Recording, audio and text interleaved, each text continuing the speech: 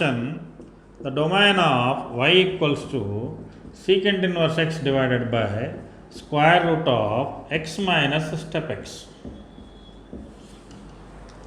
So while solving this question, we come across two situations. One, we need to handle secant inverse x, and other one is we need to handle this one.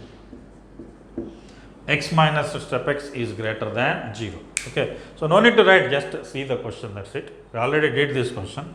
Secant inverse x domain, we know that x belongs to minus infinity comma minus 1 union 1 to infinity. This is the domain of secant inverse x. This yesterday we did by using our greatest integer logic. Now x minus step x is nothing but a fractional part of x.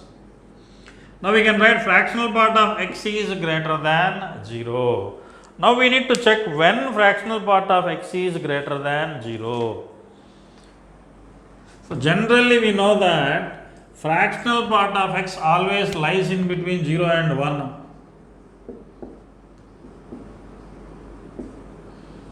Fractional part of x always lies in between 0 and 1. So now we know that when fractional part of x is equals to 0, fractional part of x is equals to 0 if x belongs to integer. Is it true or not?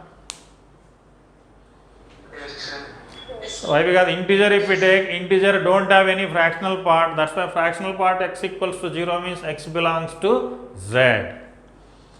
Next, fractional part of x is greater than 0, r minus z.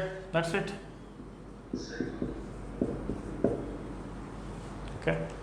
So now you take the heading, don't write this problem. So already we did that same situation, only r minus z we got yesterday also, and here also r minus z only. That's it.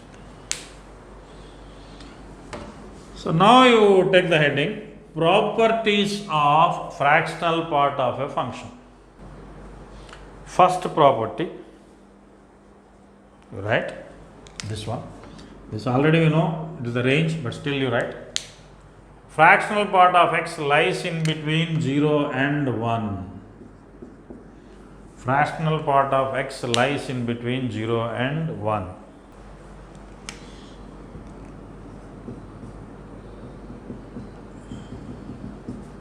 In second point, the first one, fractional part of x equals to 0, then x belongs to z.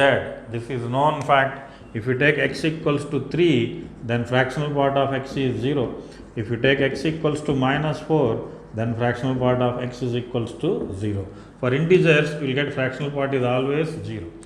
Next point, fractional part x is greater than 0, then x belongs to r minus z, or we can write the same thing as x does not belongs to integers.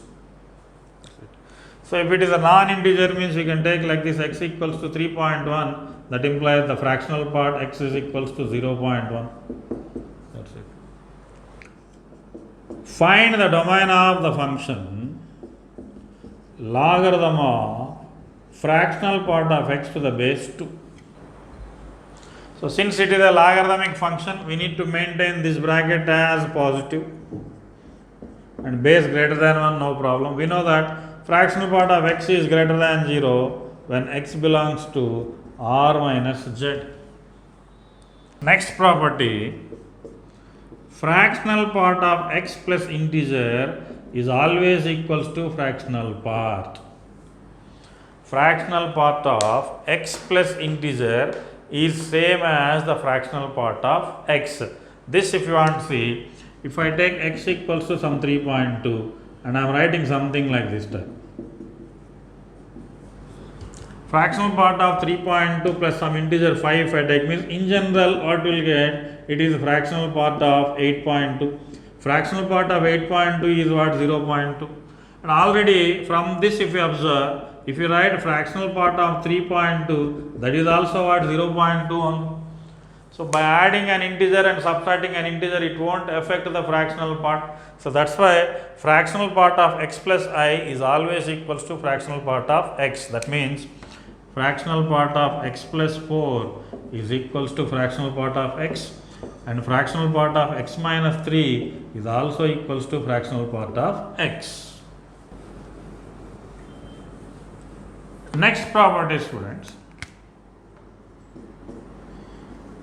Fractional part of x plus fractional part of minus x is equals to, two cases we will get 0 if x belongs to integer, and it is equals to 1 when x is not an integer.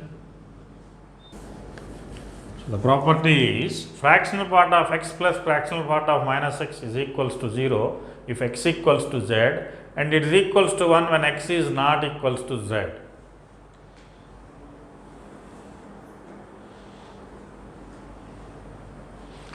So I want to give an example. Say I will take x equals to some 2.4. So if x is 2.4 means we need to deal with this one, fractional part of 2.4 plus fractional part of minus 2.4. So fractional part of 2.4 is 0.4, and we know that fractional part of minus 2.4 is nothing but 1 minus what we can write, 0.4, that is equals to 0.4 plus 0.6. The answer what we will get? 1. This mechanism only will be repeated always. That's why if x is not an integer, then fractional part of x plus its negative always 1. If it is 0, then x is equals to integer.